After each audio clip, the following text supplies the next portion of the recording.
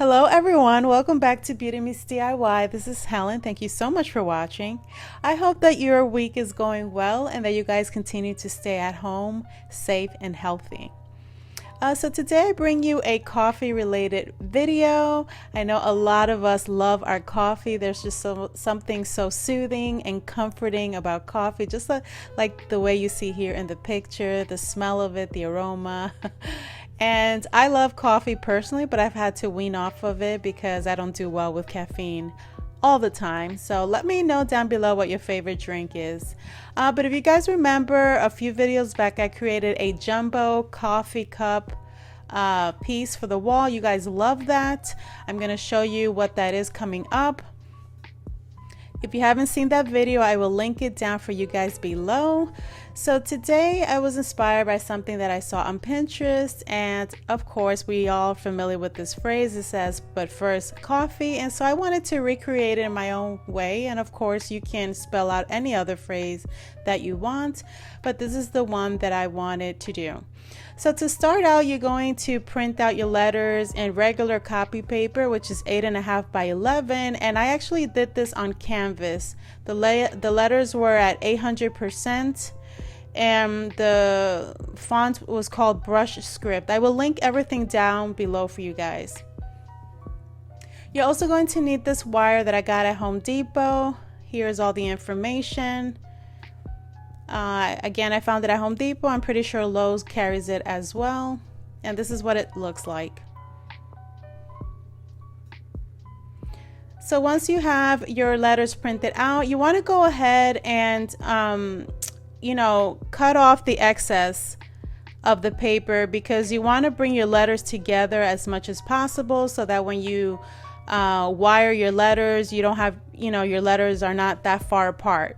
So as you can see here, I'm just cutting off all the excess and just bringing my letters closer together.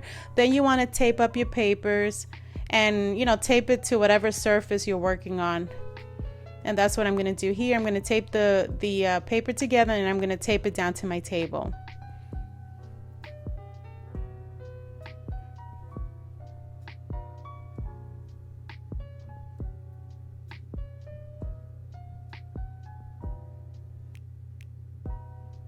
And you're definitely going to need your wire cutters. I love this one. This is by the Stanley brand. I found this at Walmart.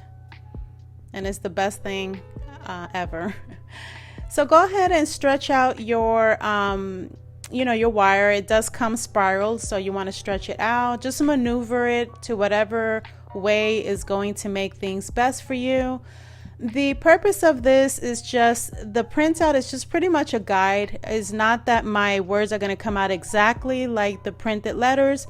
It's just serving as a guide for you all. You're going to have to pull and tug and do all that kind of stuff to get the letters the way you want them to be, the way you're happy with them at the end.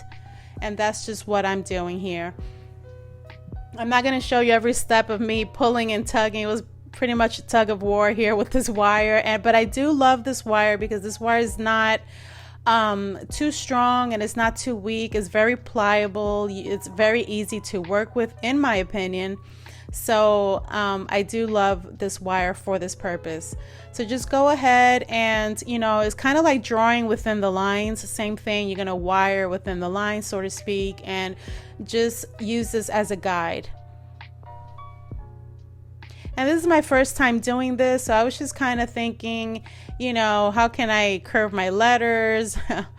And, every so often, like you see here, you can use your wire cutter, just, to press your wires in wherever needed. And it's just a matter of playing around with the wire and just, placing it the way you want to.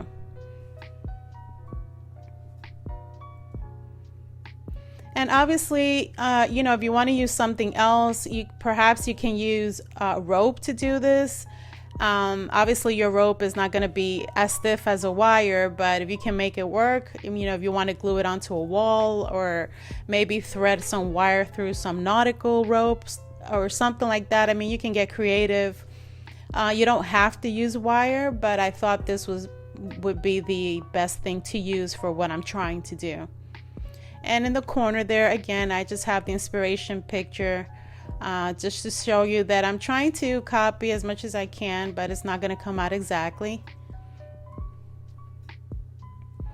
And so this is what it's looking like so far. The T was a little tough. I just went up there and try to, you know, do it this way. And then I took my wire cutters and pressed along the edges there. And this is how my first word is looking like. I'm pretty happy with it. Later on, I tweak it a little bit here and there, and that's what you have to do too. But I'm pretty satisfied with this first word. So moving on to the second word, which is first, I'm just kind of creating my own little tail here. That's just what I wanted to do.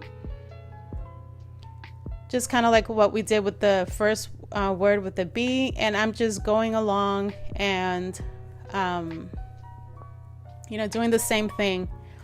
When this is you know, the letter F in script, it can easily look like the letter B. So just be very careful if you're going to recreate this, just to make sure that your F, you know, looks like an F and that it doesn't look like the B. So the B has to look like the B, the F has to look like the F.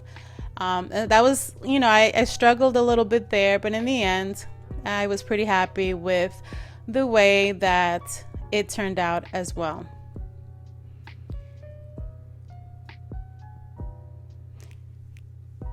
Guys, as always, if you're enjoying this video, please give me a thumbs up. You already know these thumbs up let me know that you enjoy my videos, that you want more ideas from me, more videos, more DIYs. It just lets me know that you're happy with my video, that you enjoy them. That's what those thumbs up mean to me.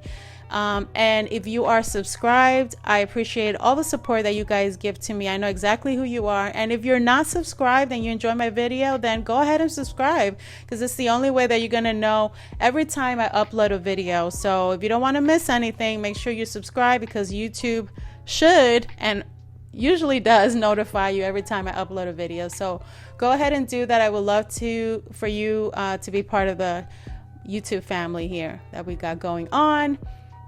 And so here with my S, I don't know what I was doing with my S here. My husband asked me why I decided to go about my S this way versus what the pictures, I thought I was doing what the picture was showing, but I did my best. In the end, like I said, I was pretty happy with the way that it turned out. And here it goes. Now I'm gonna go ahead and, I don't know why I didn't do this T like the first T. But I'm going to go ahead and later on and just, you know, cut a piece of wire and put it across. And now for our final word, and our favorite word out of this phrase is coffee. And so again, dealing with the F's here, we don't want it to look like a B. And so the fact that these two F's are, you know, close to each other, next to each other, you know, that was a bit of a struggle. So, but it wasn't too bad. Like I said, this wire is pretty good. I love it. I'm going to get some more. It's just easy to work with, in my opinion. Let me know if this is something that you're going to try to recreate. And if you do, what materials would you use to recreate it with? Would you use wire, or what comes up to your head as far as what you would use to do something like this? And also, I want to know if you would use this phrase. I mean, I know not everybody likes coffee. Some people like tea, hot chocolate, maybe all of them. So let me know, what phrase would you do? Here in this particular clip, I was using some very thin wire. I just wanted to bring my F's a little bit closer together, and I wanted them to stay in place. And obviously hot glue wasn't going to do the job. So this very thin wire, you can even use that invisible jewelry line or fishing line string. You can use that. So of course, you know me with the bling bling, you gotta add a little something to it. So I decided to use this and just go all along the top of my letters and just bling them out in this way. And of course, you can customize this to any color that you want. I spray painted my letters black. I'm using the black with the diamond, you know, bling wrap, but this is so customizable. And so here I'm gonna go ahead and use my favorite string lights. I will link these down below. They're so small and compact, as I always mention. They're so easy to hide, and you can definitely hot glue these on, but I decided in the end that I was just going to loop them through the letters. And so you're just going to have to get creative, you know, later on, you know, as far as how to hide your battery lights there. You can maybe If you have a colored wall, maybe paint that little part the same color as the wall. If your walls are white, you leave it white, you know, that sort of thing. There's really not much you can do to hide it. And this is the end result, you guys. This is how it turned out. I really love the way that turned out. I'm showing you this in a different wall in my home. I wanted to show it in the kitchen, but at the moment I didn't have a big enough wall to show you. But nonetheless, this is how it would look, and I love the way that it turned out. As you can see, those flowers are new to Dollar Tree. You probably recognize them from my previous video that I posted a few days ago, my CC Chanel large wall display. If you haven't seen that video, go ahead and check it out. But I thought it would look cute because it's also lighted along these words here.